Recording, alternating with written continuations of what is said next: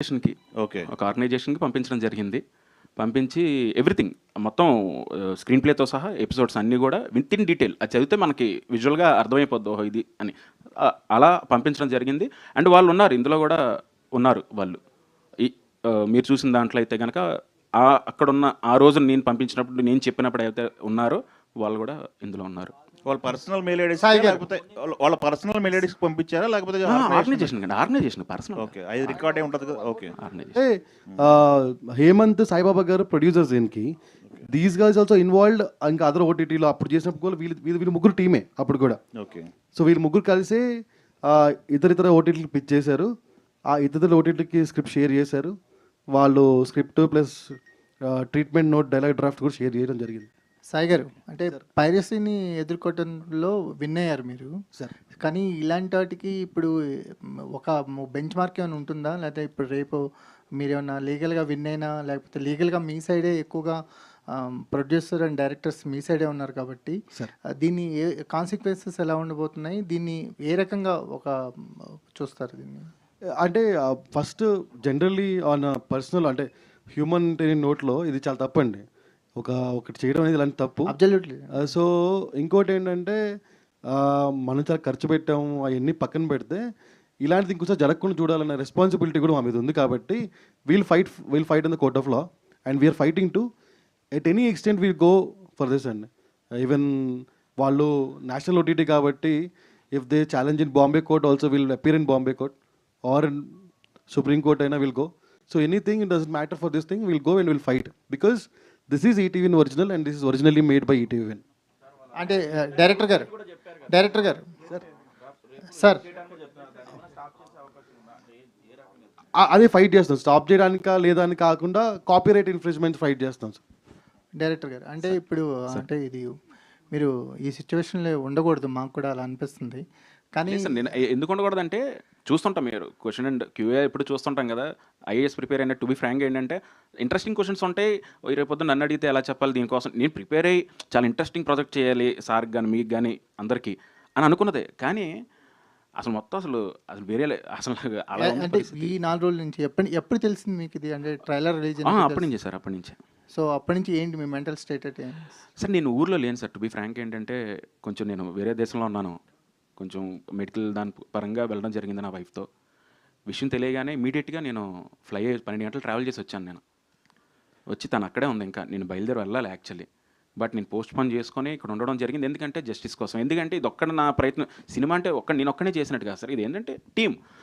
ఒక డిఓపి ఉన్నాడు, తను ఏంటంటే యంగ్స్టర్, శ్రీరామ్ అన్న వ్యక్తి. ఆయన ఏంటి ఫస్ట్ సినిమా మనం కష్టపడి చేయాలి, ఎలా చేయాలి, రాత్రి పగలు కష్టపడ్డారు. మా ఎడిటర్ గారు ఆయన యంగ్స్టర్. తర్వాత మ్యూజిక్ డైరెక్టర్ సురేష్ బబ్లీ గారు ఆయన. అంటే అందరూ యంగ్ టీమ్నే తీసుకొని స్టార్ట్ చేశాను సార్, డైరెక్షన్ డిపార్ట్మెంట్తో సహా అందరినీ. ఇప్పుడు వాళ్ళందరూ కూడా వాళ్ళ కష్టం అంతా కూడా పోయినట్టే కదా సార్. చేయించాను సార్. 2022 అక్టోబర్లో రిజిస్ట్రేషన్ చేయించాను. అండ్ అలాగే ఇంకొక వర్షన్ కూడా ఎస్డబ్ల్యూఏ రైటర్స్ అసోసియేషన్ ఉంటుంది కదా, అందులో మెంబర్షిప్ తీసుకొని అందులో కూడా రిజిస్టర్ చేయడం జరిగింది. అది కోర్టులో ఇన్ఫార్మ్ చేసామండి. వాళ్ళకి తెలుసండి, ఎందుకంటే పంపించినప్పుడు ఎస్డబ్ల్యూఏ స్క్రిప్ట్ పంపించారు అటు కూడా.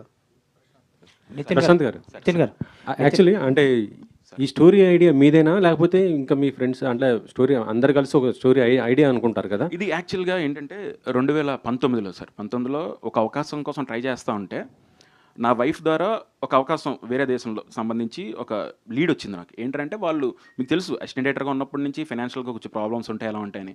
అక్కడి నుంచి ఏంటంటే ఆ కంట్రీలో వాళ్ళు ఏంటంటే సీరియల్స్లా చేస్తుంటారు.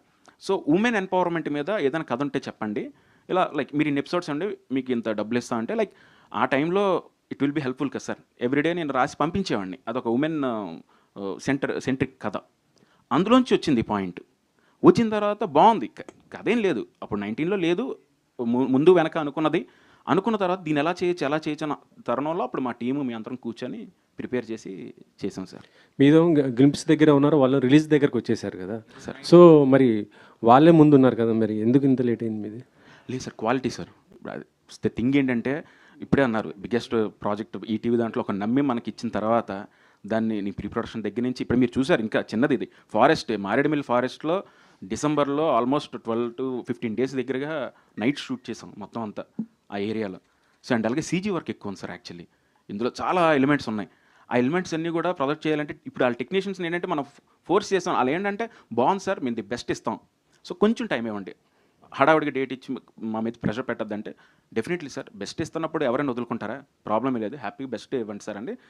ఆ ప్రాసెస్లోనే ఇదైంది తప్ప వేరే ఉద్దేశం కాదు సార్ యాక్చువల్లీ.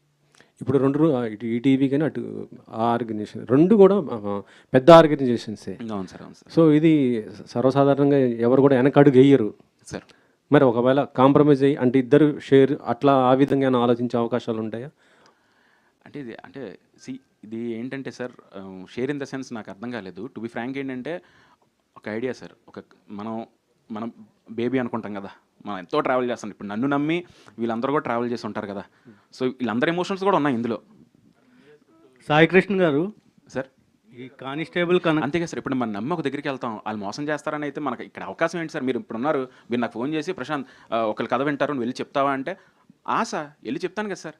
నేను చెప్పనని చెప్పి అనడానికి లేదు కదా. ప్రతిరోజు ఒక సినిమా వచ్చి సక్సెస్ అయినా ఫెయిల్ అయినా మళ్ళీ ఇంకో దానికోసం ప్రయత్నించుకోవాలి. ఇక్కడ అంత తప్ప వేరేది లేదు కదా సార్. ఎవరు వచ్చినా నేను చెప్తాను, మీకైనా చెప్తాను. కానీ అయితే మీరు ఇప్పుడు అపోజ్ చేస్తున్న సిరీస్కి స్క్రీన్ ప్లే రైటర్ ఒకళ్ళు, స్టోరీ అండ్ డైలాగ్స్ ఒకళ్ళు, డైరెక్షన్ ఒకళ్ళు, ఇంత కైండ్ ఆఫ్ టీమ్ ఉంది. సో ఇప్పుడు మీరు కాపీరైట్ ఇన్ఫ్రింజ్మెంట్ కేసు ఏదైతే వేస్తారో అది ఎవరికి అప్లికబుల్ అవుతుంది ఓవరాల్గా?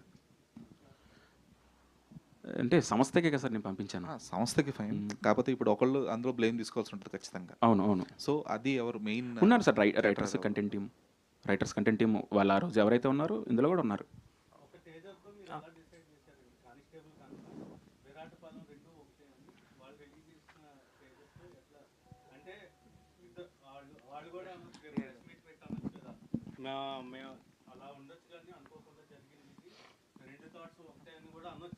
సార్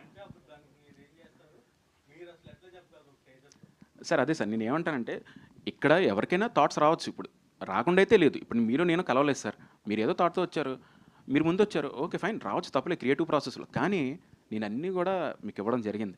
దాని మీద 8 నెలలు నేనేమి మళ్ళీ డబ్బులు, మీకు తెలుసు ప్రాసెస్లో రైటింగ్ ప్రాసెస్ ఎలా ఉంటుందో, అవ్వకుండా ₹1 కూడా ఏమివ్వరు.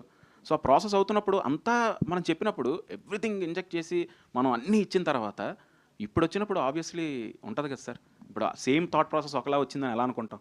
ఇప్పుడు నేను కలవలేదు వాళ్ళ సంబంధం లేదు, నేను ఇప్పుడు చూడలేదు అనుకోండి, డెఫినెట్లీ నేనేం చేస్తాను, వాళ్ళు ముందు వచ్చింది అంతేలే, నా బ్యాడ్ లక్.